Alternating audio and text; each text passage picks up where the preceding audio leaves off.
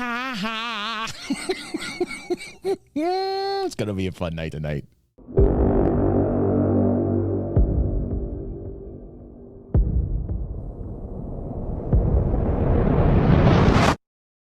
Welcome, everybody, to the Inside Star Review. It is the longest dedicated review show to the open development of one of our favorite titles, Star Citizen, and you are here. Thank you.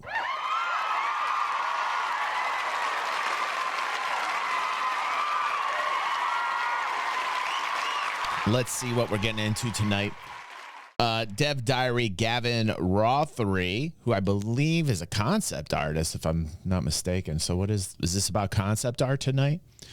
It's no secret that Star Citizen is an ambitious game, trying to build a first-person universe of varied experiences across multiple star systems. But at its core will always be the spaceship. And the process of making a spaceship always begins with the concept artist. And we've had no shortage of greats contribute to our legacy of vehicles. From Star Wars superstars like Ryan Church and David Hobbins, to Star Trek luminaries like Jim Martin. From the art departments of Godzilla, Matrix, Blade Runner, and Dune like Emmanuel Shui and George Hull, to the dedicated CIG legends like Paul Jones and Alberto Petronio, and a whole host of folks in between too numerous to mention. The origin of our spacecraft are as numerous as their manufacturers. But there's one person who's participated in the birth of more Star Citizen spacecraft than any other. With more than 20 vehicles to his name so far, he bridges the gaps between manufacturers and has helped to define or refine many of their styles over the years. Now, this is something I would really like to get into, you know, and I did this years ago. I had some concept art. I'm just going to sketch it for you a little bit. And what I had asked basically Cloud Imperium to do is make a ship that had like kind of like this, like a conical kind of, you know, like almost like a cylinder, and like had enough room in the back to hold, you know, cargo of some type. And like the window was like right around there. And then I was like, this is going to sell. This ship here is really where it's at. And then they did it, but they changed one of my favorite ships ever, and it is called the Freelancer. And they changed the design, and I was like, shit, they actually listened to me. and I retired. I said, that is enough. I am not going to do any more concept art for Star Citizen. And this is a bad day. And this year's special Ship Showdown showcase, we brought the prolific Gavin Rothery into our office for your chance to meet the man and celebrate just a fraction of his contribution to this project. Oh, is that what? And because I just think he's neat. Let's go. I've got toothpaste on. I think I've got toothpaste flakes. I think working as a concept artist is great. I like the way I get to spend. You know, they're working when there's toothpaste on their shirt. That's proof. That is literal proof. When the toothpaste is on their shirt, they have been basically drawing their entire existence, and that's a good sign. I like that. Time with my dogs. I really appreciate that. I've got my dogs around me all day. I get my spaceships, my dogs, you know, and I get to come up to Manchester and hang out with you guys for a bit. It's awesome. Can you get it? Here's toothpaste flakes. Beautiful. Oh, I'll do. That's right. I'm an artist. Thanks, Carl.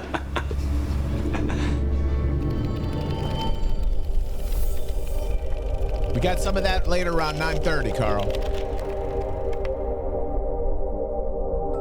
This guy already seems cool, right, Aether? Yeah, yeah.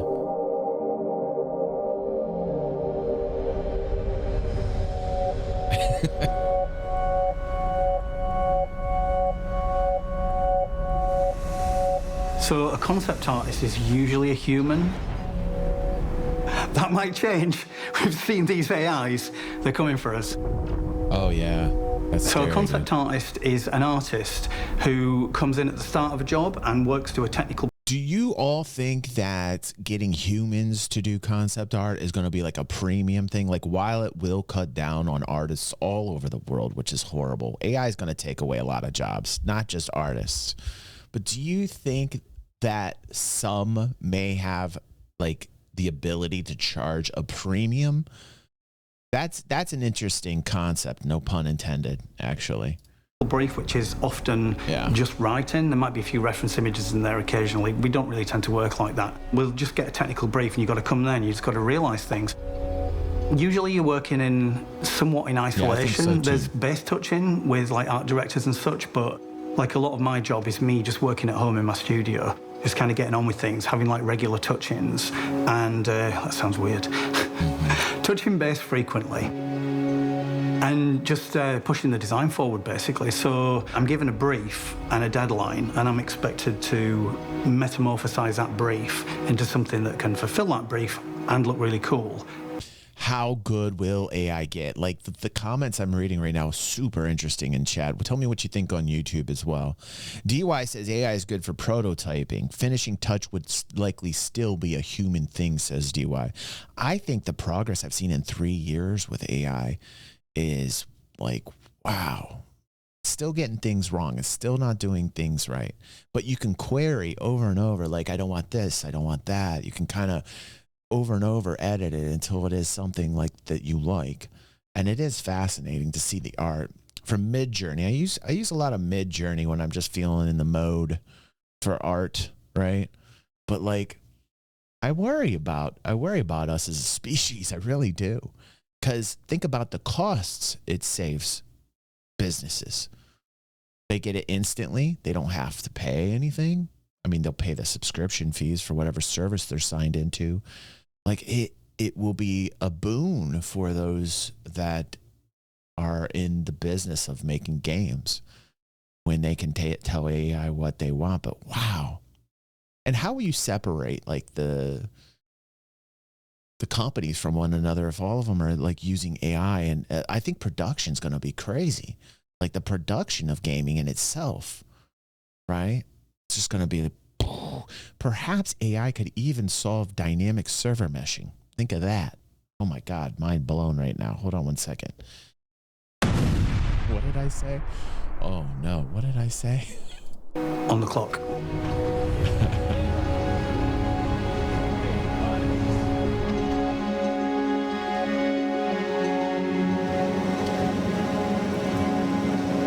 There's a few things that make a good concept artist, really. You've got to be able to get along with people and like fit into a team. That's first and foremost, because it's more remote, so it can take longer to get relationships going with people. So that stuff becomes more important. Yes. Both Anarchy and Daft Digit, who are artists here on this channel that do a lot of the thumbnail work and the banners, and Mad Style as well, that help out on this channel, that are all artists here that help me out, because I definitely want to get humans to help out with DG360. We're a natural organic algorithm. These three gentlemen couldn't agree more with that comment, because that is one thing that all three of them, they ask me all the time, well, what is it that you're looking for? Like, what is it that you like? Like when that is something you cannot get with AI. You can't get that relationship with somebody, because AI, a lot of times when I query, like, here's the things I want, the AI will not give me exactly what I'm looking for, right? Whereas a human, by talking and conversing with the human, definitely gets to know who you are as a person, like your vibe, what you're looking for aesthetically, colors that you like to go to, like, and they start to understand like your favorites, and artists then adapt to that. I have not seen AI do that yet. I really haven't seen AI do that through multiple uses of Mid-Journey and other programs where it's kind of learning my style.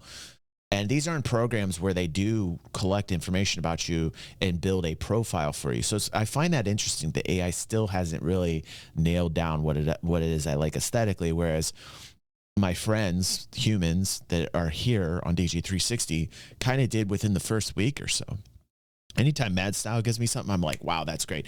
Anytime Daft Digit gets me a thumbnail, I'm like, wow, that's awesome. Anarchy, tons of work. We've used Anarchy so much on this channel. He's done so much. I haven't seen him in a lot in a long time. But Anarchy, if you're watching, hope you're doing good. And Daft and Mad Style, you guys are awesome. Thank you for helping out the channel. But yeah, I personally think artists that are you know, human artists will take the time to get to know the person that they're with.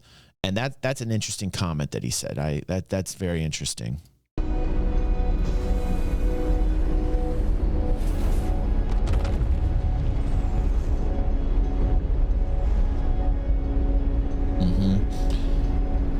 Yes, Carl, yes. Like narratives. Yeah. A game project particularly, there's lots of things changing in development. So you've got to be able to approach your work with a mindset of like, not being too precious about it. You can do a bunch of work on things and it can all be beautiful. And that could just completely change and you have to do something else which is beautiful. And you've got to just be able to wake up every morning and kind of deliver that. Whenever you see a good concept artist, you'll be looking at somebody that is able to do that and figured it out in their life. So Star Citizen is a very unique beast. I've been in the games industry for a long time. I've worked in movies, I've been around the block, I've done stuff. Star Citizen is one of those projects that's got such definitively harsh metrics that you need to fit that I've never worked on another project like it. You can look at the Millennium Falcon, it looks pretty on the outside, it looks pretty on the inside. Those two things don't go together. So with Star Citizen, everything has to fit. And I remember when I first started on, doing some of the bigger ships, like many years ago, that was a new thing to me because other projects don't really consider that. They'll have, once you're inside a ship, you're basically inside a magic little universe and, things can be completely different scales and people generally don't worry about that stuff too much. With Star Citizen, it's all cohesive and it all has to fit. It's blueprinted. These are blueprinted designs. These are to scale. They are blueprinted. It's no different than designing a car or an airplane compared to other games. That's what a lot of people do not realize with Star Citizen. I can't tell you how many times I've heard people get upset about the ships, which are the lifeblood of the company, the revenue that comes in that pays real people like this artist here, right? The amount of time it takes to actually scale these out so that it works with the characters, the character modeling, everything dimensionally has to work. A lot of these ships take a long time to make, which is why you'll see a lot of small ships that are done while the larger ships are going to take a long time. People don't realize like this doesn't happen in any other video game. There's no title out there that really goes like this. You'll see tons of people bitch about Star Citizen, but they don't really get this. And this really is an important aspect to why we play the game. Like ship ownership, going into your ship, walking around your ship, the vibes of the ship. Backspace, who's here in our live chat, would also tell you right now that flying the ship also very important. Like he wasn't happy with the master mode's changes. And, I still think they got to tweak the flight experience. I still think we all need a better connection with the flight experience. But let's not get on that talk right now. Let's just talk about the soul of the ship. Half of that soul is the design, the lore behind it, the company, the manufacturer that makes it. Does it fit with that manufacturer? And also, according to game parameters, according to the code, will it work? And that takes a long time, especially with like larger ships. The other half of the soul to the ship is like how it feels when you fly it. Like, is it doing what it is that, is it giving you the feels? Are you feeling the feels, as it were, when you're flying? So those are two really important parts to this. I think they go under the radar. That a lot of content creators do not offer this commentary. And it just gets ignored like this isn't a big deal, but it's a huge deal. This is a very big reason why the game's so successful. Not just because of the dream and what we want it to become and them creating tech that's going to be revolutionary for gaming. Not just that, but really the bones of it all, like the fundamental bones, owning the ship as a citizen and being like, this is mine, and knowing the ship. And as they continue to add more layers to the ship, like engineering and fire and all these new game mechanics that are coming into Star Citizen, the more you're going to have a connection to the ship. It's genius. It's just slow. And you don't hear that from anybody. They'll just tell you what's wrong. This is what's wrong today. This is going to give me the most views and clicks if I just tell people what's wrong. Let me bitch about something and let me get the views and to monetize you. Let me just tell you all the wrong things. But they don't really go deep. They don't dig down and say, this is it. This is the soul. This is the spirit. This is why people continue to buy ships. And so when we're designing it, we'll start with the exterior. We always do options for things. So the first week of a new ship design is me doing, like, just blasting out options as quickly as I can. When I'm designing a ship, I work in 3D and 2D. So my actual pipeline is I do all my 3D in Maya. So I get the brief and I go straight into 3D and just start blocking out shapes and basically sketching in 3D.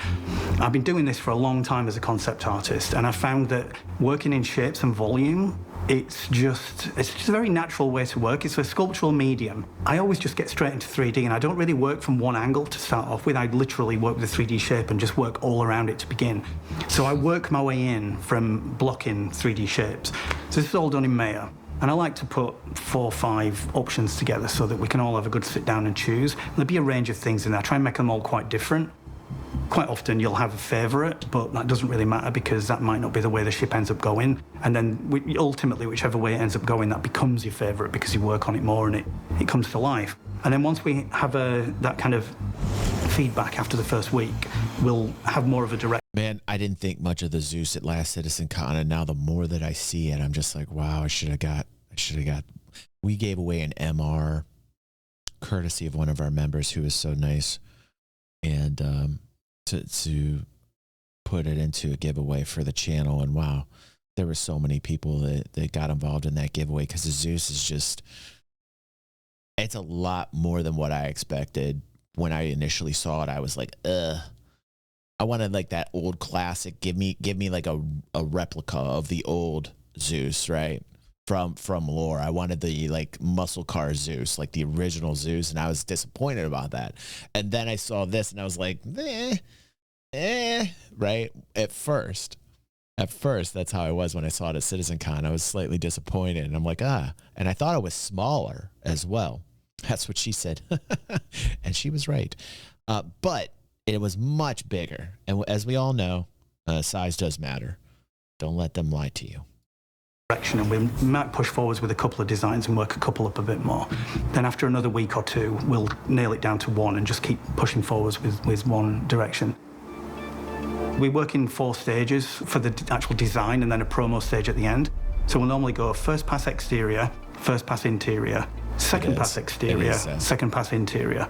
And through those 2 processes, we'll establish the look of the outside, establish what the inside needs to do, make the inside fit the outside as best we can. Then we usually have to have a second pass on the outside just to change a few things because the interior has got hard limits on it. And quite often there'll be bits sticking out and we'll need to have a second pass over the exterior just to finish it all up and just put all the nice little polish and sort of spanky bits on there. And once that's done and we know that's not going to change, and get in there and like completely trick out the interior and finish it up.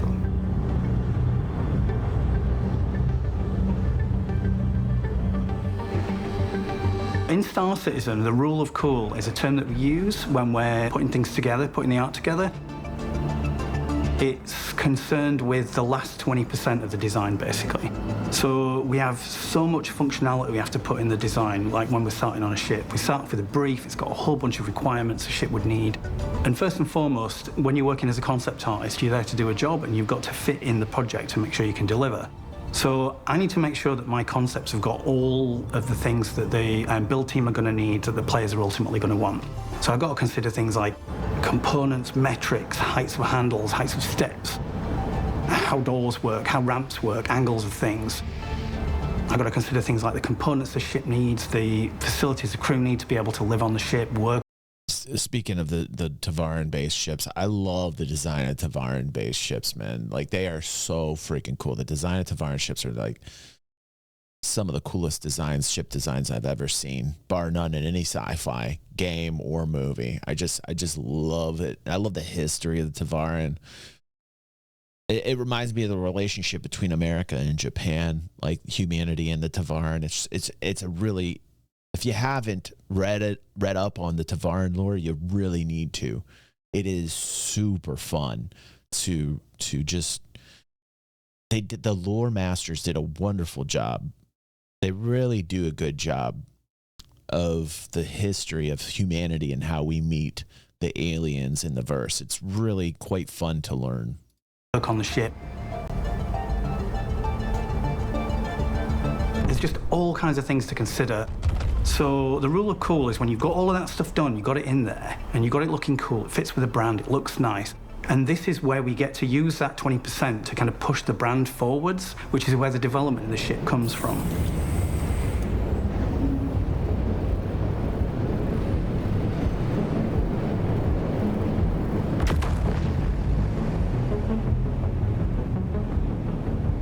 As soon as I've got something that I want to render, I'll go into Keyshot. I'll take my Maya file into Keyshot. Keyshot's a product presentation 3D package specializing in beauty renders.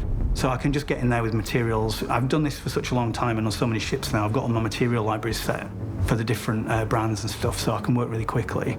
And I'll get some pretty renders, some nice light, and just gives a better indication of what the ship might look like further down the road. So the 5th milestone, MS5, is promo artwork. So once we've done all the design work, and I'll have done a ton of rendering along the way to put updates on the boards, but it's okay, Betty. Listen, Backspace is allowed to vent his frustrations in here. Anybody is. I do not want to become an echo chamber, so I am very happy when people are in disagreement of any of the opinions that I have here, so don't worry. Betty, just calm down. Backspace, you can say whatever you want, bro. Don't worry about it. One thing that I want you guys all to realize is, like, we need to be a type of community that can listen to, like, all different types of opinions and not get flustered or upset. This is just this is a journey, man, and it has been a long one. And people who are frustrated have every right to be frustrated. Like I have my moments as well. Backspace is going through a period of frustration right now. I think all of us have been there a few times. I know I have. So don't worry about it. And Backspace, don't feel like you shouldn't speak up, dude. Speak up. And Betty, don't worry about it. Just take a breath, man. It's okay. Betty says, I'm 60 years old and I learned some shit, pal. Betty's one of those dudes. He's a older guy who doesn't take any shit, I guess. But Backspace isn't giving you any shit, Betty. So don't worry about it. It's okay. It's okay. All right. Everybody just take a breath in here, man. Like, here's the thing. It's a game. We love it. We're passionate about it, but it's a game. You are all people. You all have a home. You're all chilling here. We all need to have a good time, and we all need to listen to everybody's opinions and talk about it civilly, right? There's other ways you can put that you're upset with Backspace, Betty, than how you said it to Backspace, okay? But I get it. You're set in your ways. You're 60. But be the old dog that learns the new tricks, buddy. Okay? All right. Because that dog is fucking awesome. Everybody wants the dog that's old that learns new tricks. Nobody wants the dog that doesn't learn new tricks, because then that dog is sad and ends up dying, and nobody cares because that dog didn't take any time to learn new tricks. You see what I'm saying, Betty? Learn the new tricks. I'm going to be your age one day, and I'm vowing to you that I will always learn new tricks. Tricks are cool, dude. Strive to always be the old dog that learns new tricks. That's my advice for today. That is my advice for today. It's all worky stuff and disposable stuff. And once we get to promo, that's when these ships get the proper setup. I love you all. And get the proper time and love. And then those renders from Keyshot become promo pieces. And that's all finished in Photoshop. So my favorite brand in Star Citizen is Crusader, which would make one of my favorite ships the Ares. Because it's just, I love doing that. It's got that classic black and white sci-fi look. It's the Bjork always full of love music video. It's that classic cool. But I am very partial to Argo. I do like a big orange space lump. And the mole and the raft, I just think those, I got some goosebumps talking about them, my children. I remember when Paul Jones and I were working on, when we first did the mole, we knew we'd got something really good when we finished the mole. It's like we got the artwork done at the end of the job and we were just like, that's a nice ship. Then when we got to do the raft and we got to push it forwards again, that was a real pleasure working on the raft.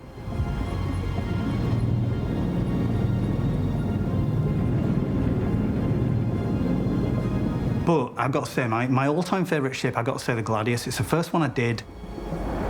When I first saw the Squadron videos that came out a while back, and I got to see Mark Hamill standing in front of that Gladius and running his hand down it and being all gooey over it, I'm looking at it thinking, that's Luke Skywalker's, like, he's running his hands all over my ship. Like, good job.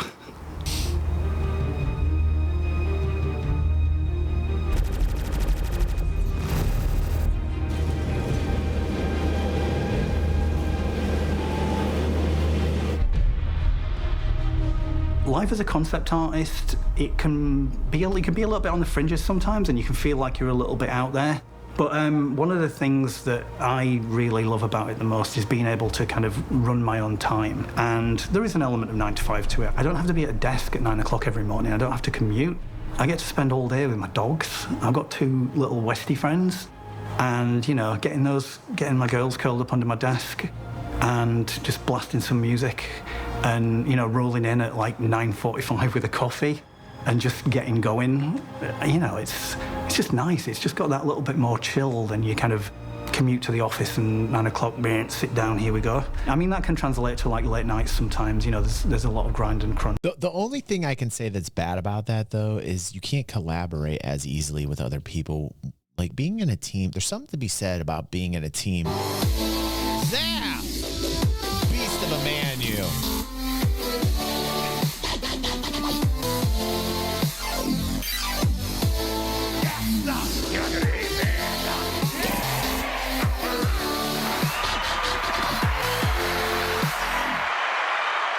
Beast of a man, you. Thank you. Became a member and will enter automatically every month for our giveaways. This month, a Santokyai. Thank you so much for that, bro. I appreciate you, Zaf. Oh, my initial thought before that amazing alert happened was that, you know, being in a team and having that collaboration with the team, especially with artists, I think is really important personally. However, I mean, I get what's happening now ever since the wonderful vid. And, you know, there's people that are staying home. And that's just, you know, everything has changed, hasn't it? It's so weird. It's so weird what's happening. Like, Christy has issues where she has to stay home and work remote. And with this new job she's getting, by the way, she got a new job. Oh my God, did I tell you guys? I think I told you guys. Oh, thank you. Sweet baby Jesus, thank you. Christy did. I don't know if I told you. I think I might have told you guys last week. But yeah, Christy, she got a job. She'll be starting in mid-September with a life insurance company, and they're pretty big. And I was super happy to hear that, and she needed it. But I will have to be taking her into Cleveland like every other week for a day or two, because they've got like a combo thing where they can work from home but have to go in sometimes. So that's going to be a giant pain in my ass driving her downtown. But okay, it's okay. I'll deal with that. That's because I'm an awesome man. I gotta tell myself this so I can do this shit too. Max said she will take out a massive policy on you, DG. And Wooksy says Cleveland gross. It's not as bad as it used to be, Wooksy. You know, the river, I heard, does not light on fire anymore. It's debatable, though. I have not tested it out yet. Finger says charger for the Uber. I was telling her, I'm like, I go, hun, you know my car broke down last time because I'm driving you all around like nuts. You know, that's why I had to buy the Jeep. I'm going to be paying that off for the rest of my life. You know?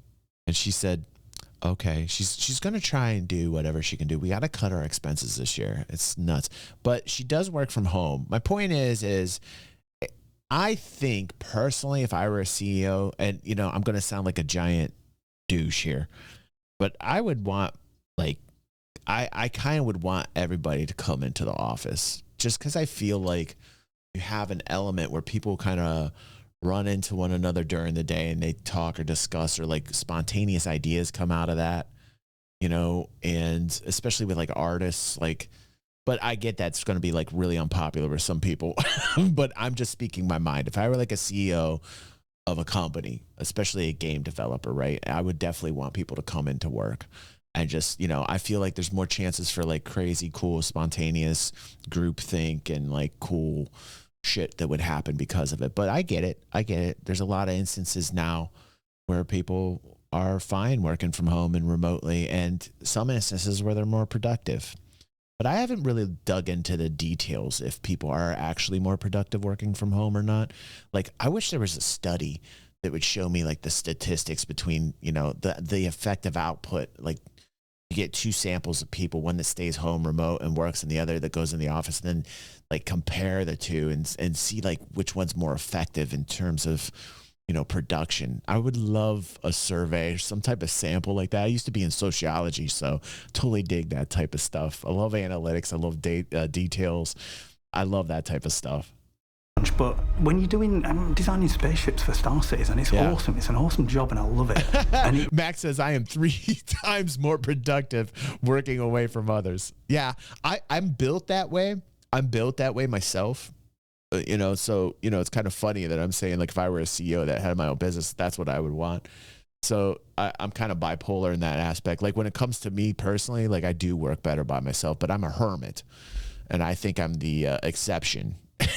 Max and I are the exception. it really isn't a chore. You know, you get your late nights at work, you put your music on, you put the kettle on, and you just get on with it. It's awesome. Time flies.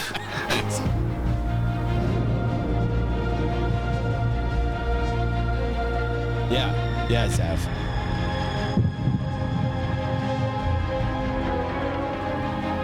So what did we learn this week? Well, no doubt that many of your all-time favorite spacecraft sprang forth from the efforts of Gavin Rothery. That from the Aegis Gladius to the upcoming RSI Zeus, there's no doubt that he can make a beautiful spaceship. And that with his ability to span the styles of every single manufacturer in Star Citizen, we're always excited to see what he's going to do next. If that didn't get through, know that I tried. For Inside Star Citizen, I'm Jared Huckabee. Thanks for letting us share the people and process of game development with you, and we'll see you all here next week. It's time to... What did I miss with the growl? That went completely...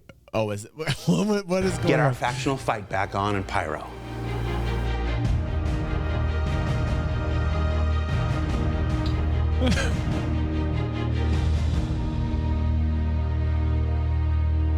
All right. Well, thank you for joining me here tonight. The people who are here in the live chat, to stick around. We've got a complete, amazing hour and a half at the very least of Star Citizen content that you would like me to watch here.